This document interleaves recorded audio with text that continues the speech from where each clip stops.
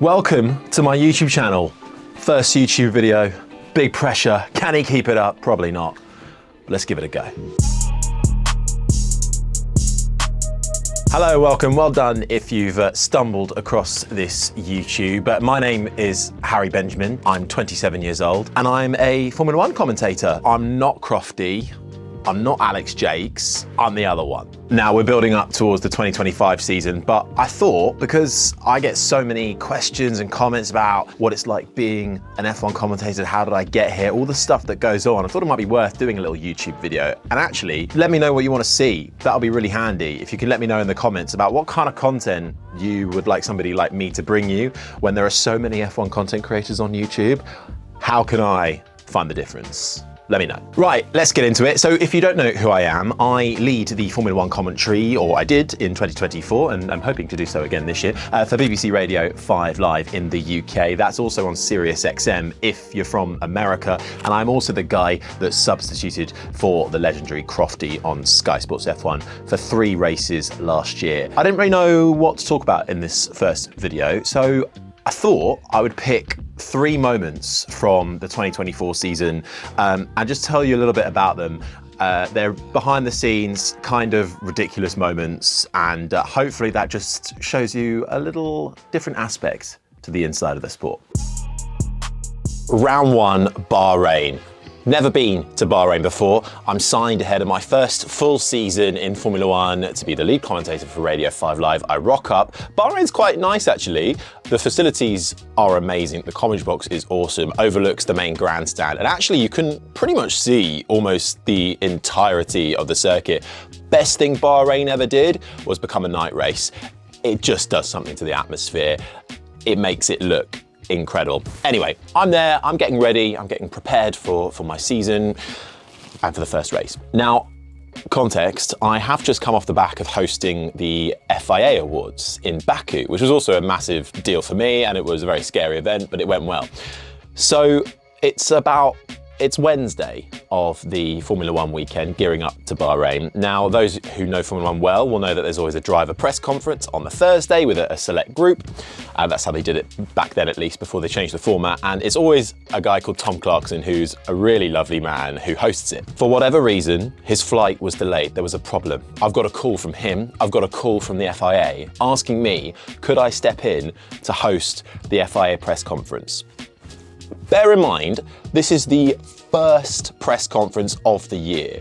The first one to kickstart everything. It's on Sky, it's on the world feed. You're in front of a room full of written and broadcast journalists, and obviously you've got the drivers. Now, I'm still very young and new to this sport. I haven't had much one-on-one time with all of the drivers. Certainly the top ones are very hard to begin a relationship with. But anyway, of course I say, yeah, of course, I'll do the FIA press conference, no bother. Have you got anything smart to wear? Yeah? A shirt? Will that do? Fine. So I turn up and they tell me who is on the panel.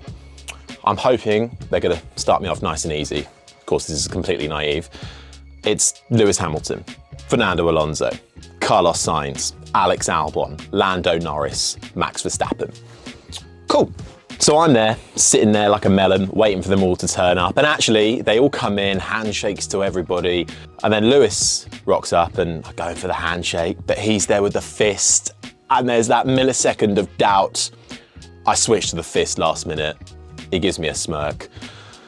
We've not quite fallen at the first hurdle, but almost. Anyway, all the drivers are there, and the way the FIA press conference works is I have to ask the first few questions, or Tom normally asks the first few questions, and then he opens it up to the broadcast teams, and then it's over to the written journalists. So we were handling it all like that, and actually it went as smooth as it probably could have gone.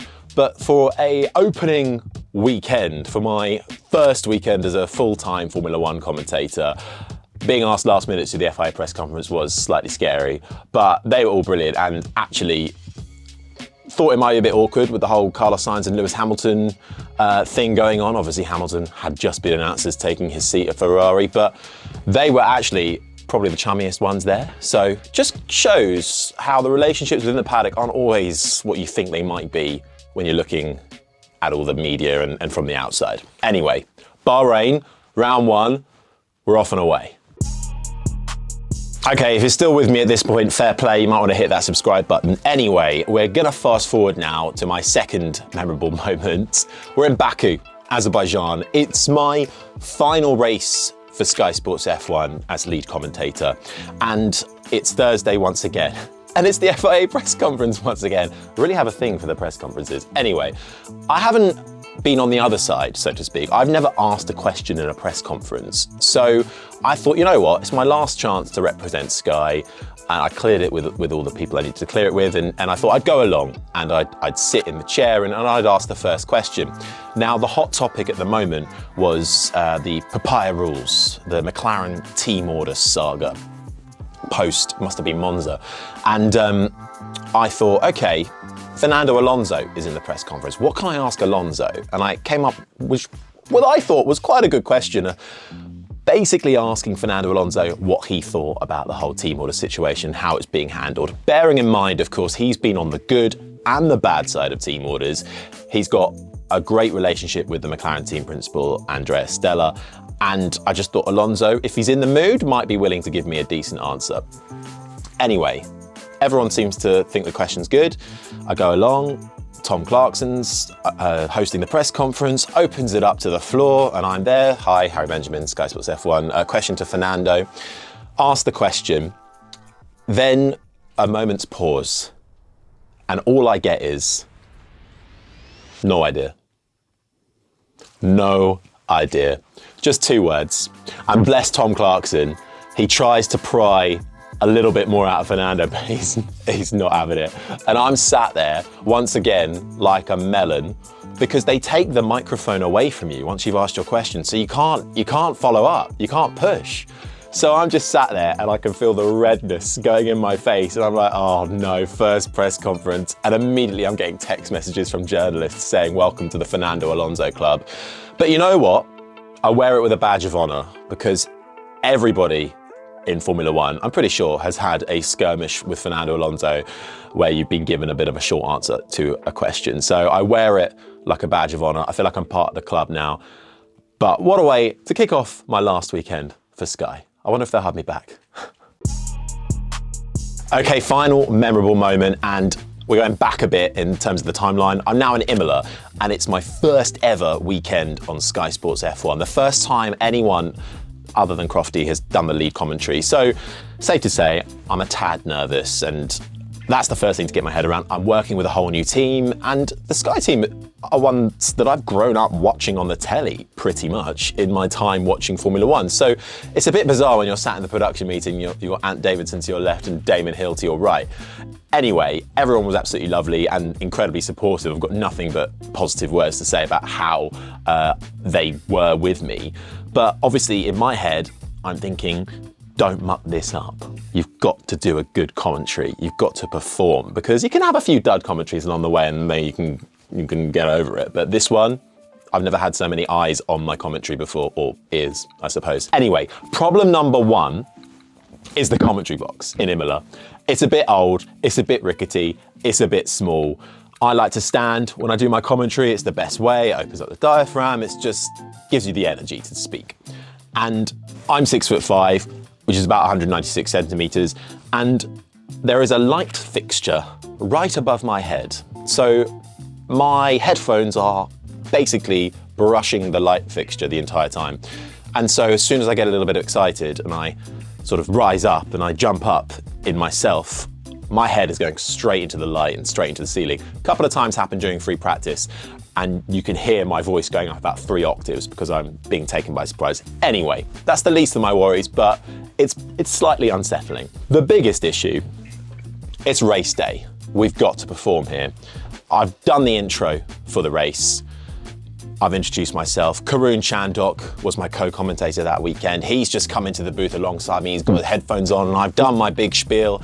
And alongside me, former Formula One driver, Karun Chandok. Karun, what are you looking out for across the next couple of hours of this Emilia-Romagna Grand Prix? And then he launches into, oh, hello, Harry, welcome, yes. I'm hearing it. His mouth is moving, but I'm not hearing it in my headphones. His microphone is not working. It's on, we've double checked. He's pressing it furiously, nothing's happening. I'm trying to be funny about it, trying to see if it will come back. It's not coming back. Formation lap gets underway. I have to take back control now. And I'm thinking, oh my God, am I gonna have to do the formation lap, do the whole of lap 1 and the first few laps of this race on my own? The engineer who sits in the booth with us has come over, is looking over the shoulder. They're all frantically taking things out, plugging them back in, pressing it. Eventually, after what feels like hours, suddenly he's back, halfway through the formation lap. Karun's there, problem solved. My heart rate starts to go down a bit. But you know what? That is a fight or flight moment. And in a weird way, those are some of the moments I absolutely love, when things go wrong, because that's when you really have to work, really earn your money. And I kind of get a little high off the back of that, if we're able to solve it, obviously. After the race is over, the tech guy in the box comes over and says, yeah, the backup failed, essentially. That's the first time that kind of issue has ever happened in over a decade. Oh, of course, the first time a box blows up is when you've got a different lead commentator in for the first time ever. Perfect, wonderful. But you know what? We solved it, we got through it, and actually it made the race even more memorable. Well, there you have it. Those are my 3 memorable moments from the 2024 Formula 1 season. My first as a full-time Formula 1 commentator. I hope you enjoyed that. I hope it gave you something to smile and laugh about. I hope it was interesting as well. Do please let me know. Give me feedback in the comments box below. I'd love to do more content like this and whatever else you want to see. So let me know, and I hope to make this a regular thing. Share, subscribe, all that jazz, and hope to see you in the next video.